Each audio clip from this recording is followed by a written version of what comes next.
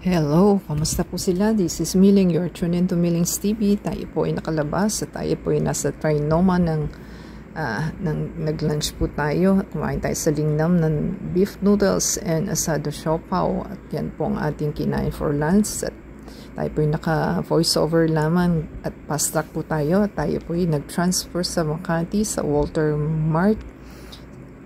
Malapit po siya sa school ng Don Bosco. So, tayo po yung nag-visit sa ating friend and co-workers at vlogger din po. Paki-shoutout po sa inyong ating friend na Sintonado Vlog.